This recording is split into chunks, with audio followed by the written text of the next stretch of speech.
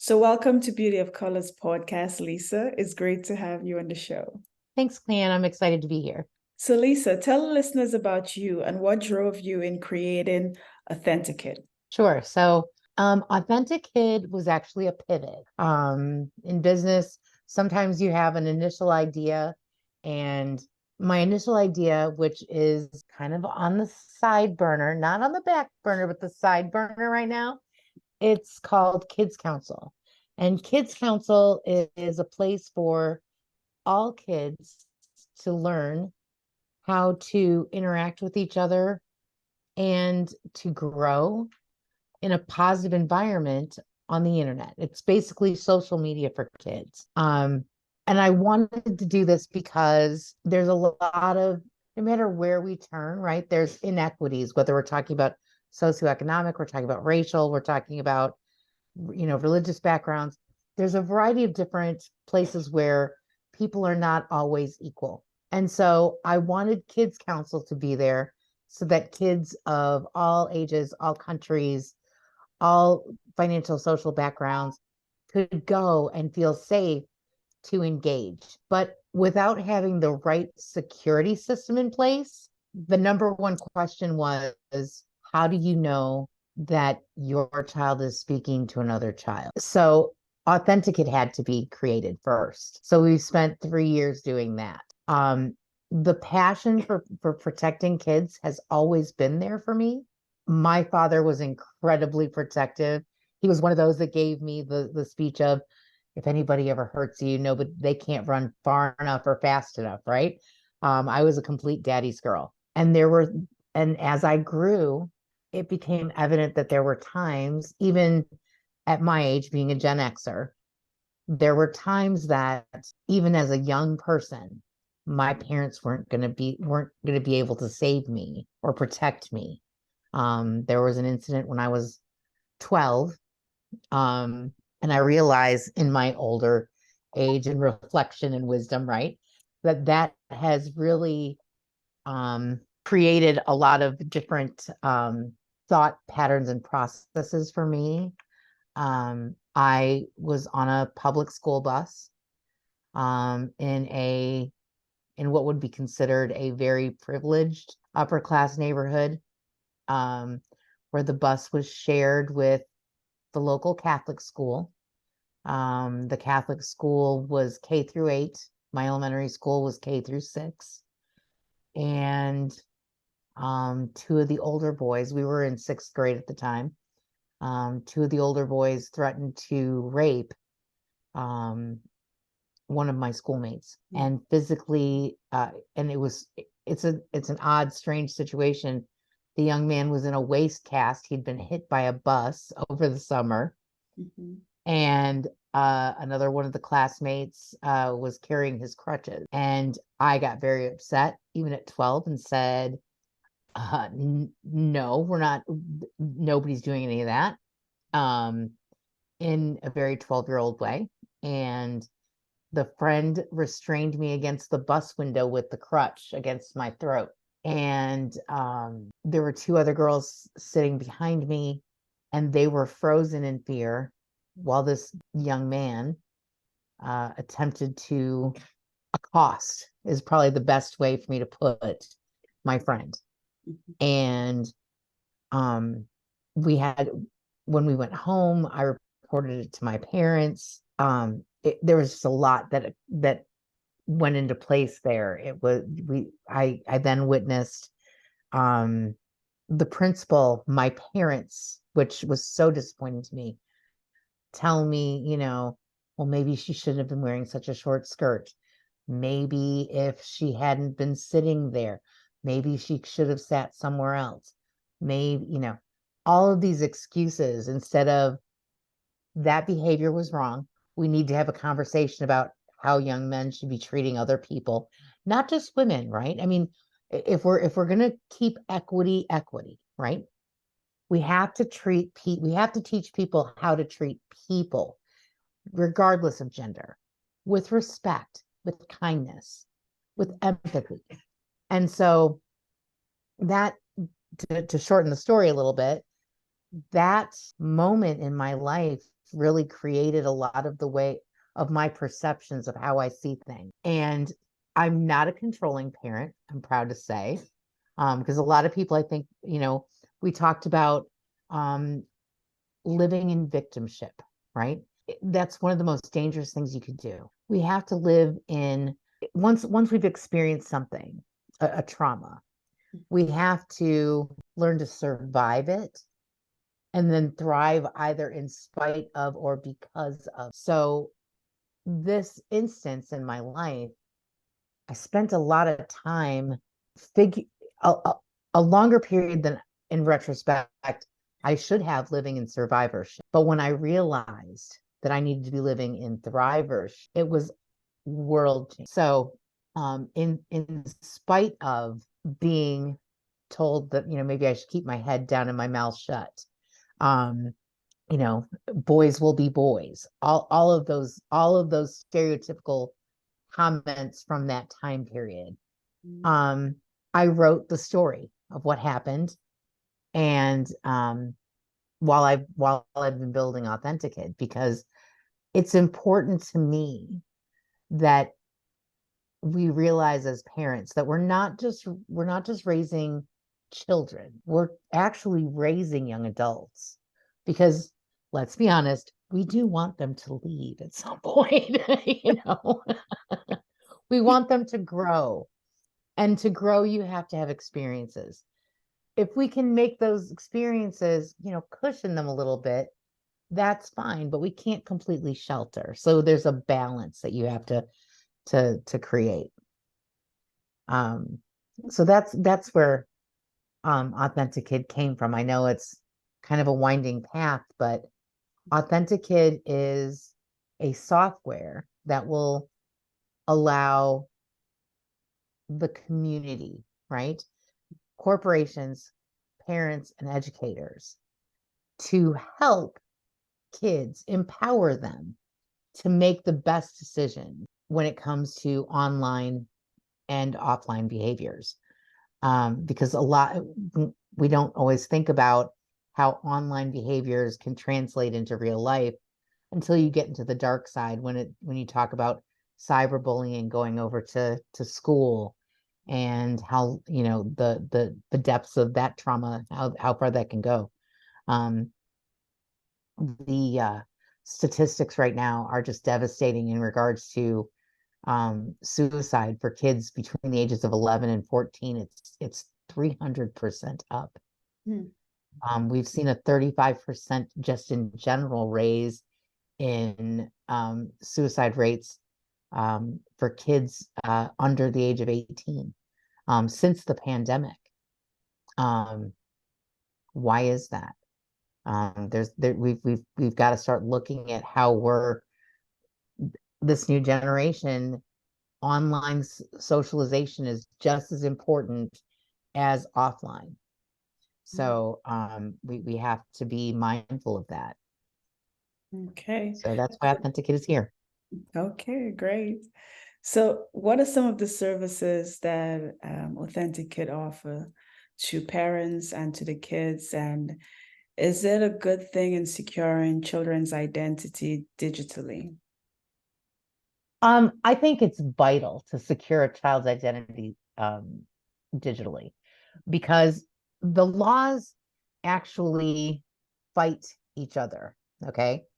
So one thing that most parents don't understand is that when you register your child for school every year, you sign away the rights to any data that your child creates at school. Data is a type of currency at this point. So why schools aren't paying the teachers more money, I don't know, because they have a plethora of data that they could be exchanging. What Authentikid will do is it will give corporations the ability to give access or deny or limit access at their discretion, not mine, not Authentikid's. But it gives them the one tool they need, which is identifying the age group. There will be no other personally identifiable information given from Authentikid. It's basically a lock and key system. The company has the lock, the kid has the key, and they get the information. They're in one of the 5 age categories that was created through the AADCA, which is 0 to 5, 6 to 9, 10 to 12, 13 to 15. And they go even beyond what the law of GDPR, they go to 16, 17 years, 11 months, which makes complete sense to me because let's again be honest. As parents, if your kid goes out and does something stupid, I'm a mom of 6 and a grandmother of 8. So I've experienced a few things. I have a son who snuck out of the house and broke one of those $1.99 Menards solar lights, trying to show off in front of a girl. They snuck out of the house and he picked it up and smashed it on the ground. I'm like, oh, Hulk smash. Aren't you cool? That $1.99 solar light turned into a $3,000 court problem. He got in trouble. He ended up on juvenile probation. It's not something I'm proud of, but it is my experience. And he met this girl online. So it's one of those things where, as a parent telling that story, we're liable for their behaviors. And so we need to teach them the responsibility of making mistakes and making decisions, because they can cost a lot more than you think. I mean, it was $1. I mean, and it's one of those things where I think just as a human being, can't we go back to the time when we could just go talk to our neighbor and say, let me go replace that light for you. I'm really sorry. We're not in that time anymore, you know? And I'm quite certain that neighbor had no idea that it would turn into something like that. We had to pay court fees, probationary fines for a year, I think it was. And he's now a dad. He's older. And he said, Mom, 15-year-old me would hate what you're doing with Authentikid, but 25-year-old me loves what you're doing with Authentikid. So that meant a lot. That meant a lot. That's nice. So parents can register the kids with Authentikids, or can the kids register themselves, or do they need the authority of the parents? It actually has to go through a third party that will actually look at documentation. And without giving away all the secret sauce, it's something that the parents already trust with the documentation. So Authentikid will be loaded onto devices by the parents and probably schools, because you know, we brought home 60 million kids during the pandemic. And you know, I'll be honest, I have a daughter with special needs. She has Down syndrome, and day 2 she's in class on her laptop, and I see she has 2 windows open. She's got her teacher right here, and she's got YouTube going on the other one. I'm like, all right, Mel, it's class time. We can't be singing along to Coco Melon. I can't tell you how many languages I've heard Baby Shark in at this point.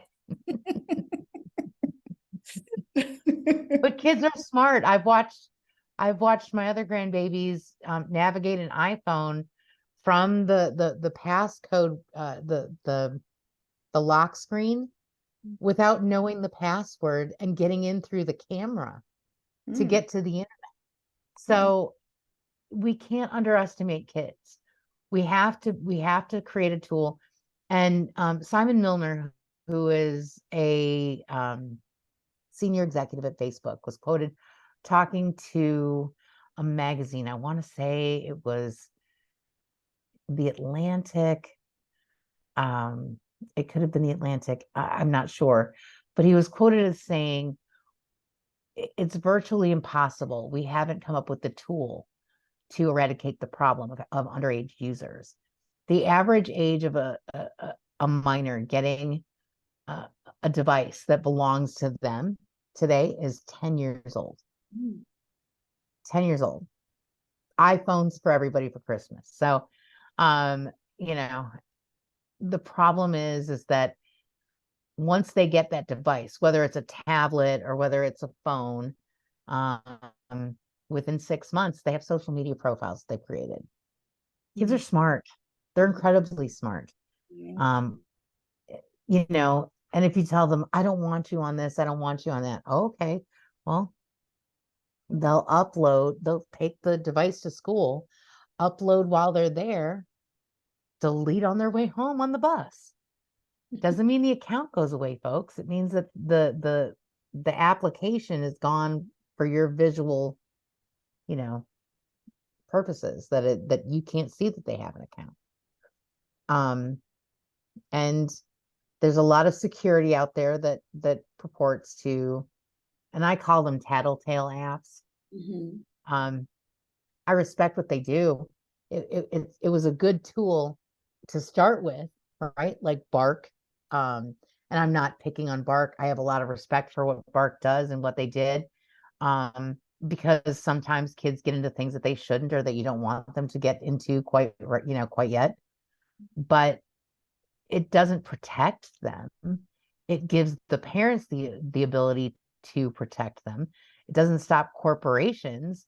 One of the biggest issues, for parents is that kids under the age of 13 are allowed to be anywhere with prior parental consent. How do they know? How do companies know that they have prior parental consent? They don't, right? Just like when you go to sign up and create a profile online. Now, Clean, I'm going to ask you a question.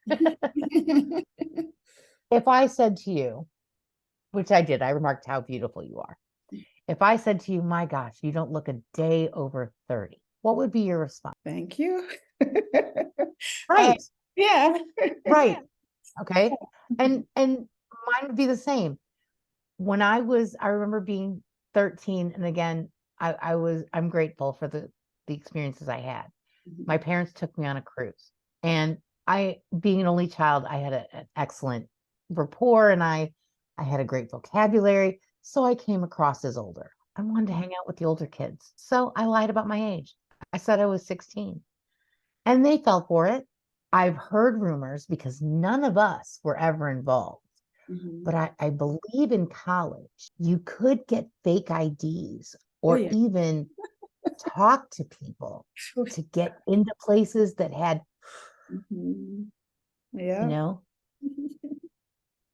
So lying about our age to be older or lying about it to be younger is human nature. Yeah, that's We've true. made it so easy for kids to get into places that all they have to do is check a box. They don't even have to look somebody in the eye and go, I swear, I'm 21. Okay. So we need something that says, no, you're not. With all the filters that we have to either age someone or make someone younger.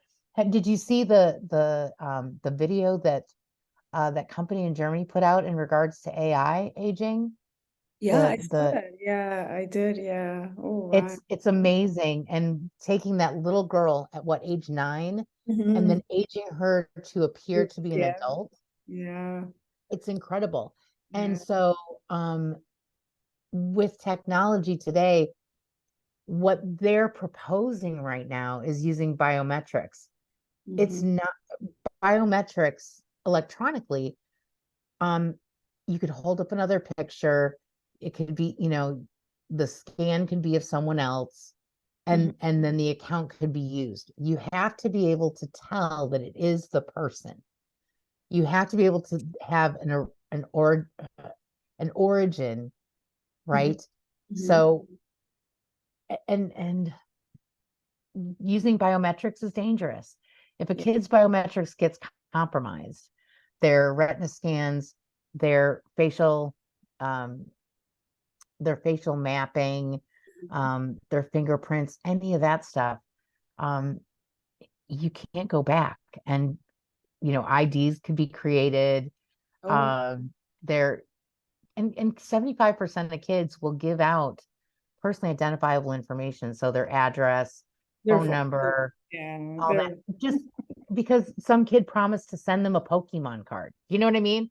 Yeah. So um, we've got to teach them about scams. And but when the more we introduce them to that stuff, as a parent, you kind of feel, am I making them grow up too fast? You Mm, know? So with the creation of Authentikid, the only thing that's being given to a company mhm. is their age group. Oh, okay. Okay.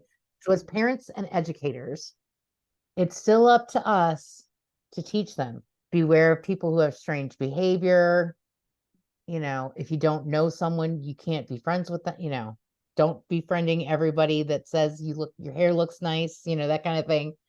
Um, because there's a lot of really good in the internet, Mhm. but it's it's another crazy statistic of like 70 to 75% of kids experience violent visuals or sexually oriented visuals just doing their homework, like putting in a Google search.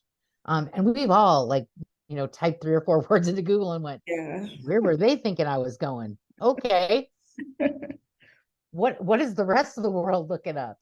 Yeah. um so if we can just give the age group, right, that gives the companies, whether it's Google, Meta, Joe's Plumbing, the ability to know, hey, this is this age group, maybe they shouldn't be here. Mhm. For example, let's say YouTube gets an authentic key that says this user is Mhm. 10 to 12. Okay. Well, they know that they can't send targeted ads, they can't collect data, the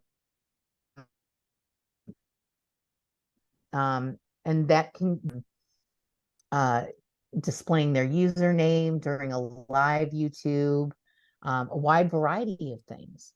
Mm, But they can filter that then because they have that information. okay. So Lisa, so your company, what it does is that it would tell the different organizations how old the kids are. So if they do go on this Yep, particular website, it's gonna kick them out. it can. It's up to the website and the Okay. parents. Okay. Because if the parents are okay with them being on and it's legal. So again, let's look at another example. Let's talk about taboo companies. Mhm. The companies that most parents want to keep their kids out of, whether it's alcohol, tobacco, firearms, porn, cannabis, taboo companies. So let's talk. I use Bacardi a lot. They need to like sponsor me on a podcast or something. Mhm. Um, I use Bacardi as an example because it's a really good one. So let's say that I use Lyric, my youngest, as an example a lot. Let's say Lyric decides they want to. I'm going away. I'm going to go away for a weekend, and they're 15 years old, and they want to have a party Mhm. while I'm gone. So they wait and they get on, and they've got their little authentic key on the phone. They totally forgot about it. And they go to the party website because they want to get some really cool drink recipes for their party because they want it to be, everything that everybody's talked about all over social media. And Bacardi goes, Oh, you're okay. 15. Oh. Here are the things that Bacardi can do. Mhm. Bacardi can say, nope, you can't get into our website at all. Or they could be really smart about it. And they could say, here's the information you can have. Mhm. Here is some history about prohibition. Here is some history about sugarcane being turned into rum. Mhm. Here is how we grow the sugarcane and the science of it. How about a PSA against drinking underage? How about there's a lot of different opportunities. They could say, you know what, we can't give you access to this, but we can give you access to some really cool smoothie recipes and come back and see us when you're 21. Mm. You know, they Mhm. could do all of that if they wanted to, or Mhm. they could just say, nope, you're not getting in. Mm. The other good thing about the authentic key is that authentic key issued individuals, so kids, Mhm. will be able to communicate with authentic key individuals. So when let's say they're 15 and they're on Facebook, and they're in a group of like-minded folks that like Ninja Turtles. I don't know. They can communicate with each other because they both have authentic keys. You and I don't have authentic keys, Mhm. so we can't talk to them. We can no longer see their comments. We can't get in touch with them until Cleanne, as a mom, says, "Hey, my friend Lisa is on Facebook. Why don't you go ahead and message her? You can be friends with her." And you would log into your Authentikid portal and say, Lisa at authentikid.com, that email address and any profiles associated with it are okay to communicate with my child because I know that person personally. Mhm. Okay, that's nice. I like that. So So Lisa, grandma and grandpa or cousins can play games, things like that. wow, sounds good, Lisa. So how can the listeners get in touch with you? And do you have any last words for the listeners? Lisa at authentikid.com is a great way to get in touch with me. Please check out our website. Um, Obviously, authentikid.com. That's AUTHENTIKID.com. Also, I have a Facebook group that I'm growing. It's called Leap with Tech Savvy Kids. It's on Facebook, and I moderate that personally. And we talk about things going on in tech and give each other advice about how to handle certain situations with kids. Because, parents raise their kids differently. Everybody has a different thought process about screen time and tech. But with tech every day becoming a bigger part of our lives, from wearables to where are they? I think it's super important that we all gather together as a community to make safety on the internet an equitable, reachable, tangible item. And let's, empower and protect kids, together. That's the most important thing. We're about a month away from release for Authentikid, the initial trial. So it's pretty exciting here. I know that the AADCA, which is the age appropriate design code, goes into full effect July 2024. So our goal is to be fully commercialized and in the homes of as many kids as we can be to keep them safe by then. Well, Lisa, thank you for all that information. And thank you for being on Beauty of Colors podcast. Well, thank you for having me, Cleanne. It was absolutely amazing. I appreciate your time.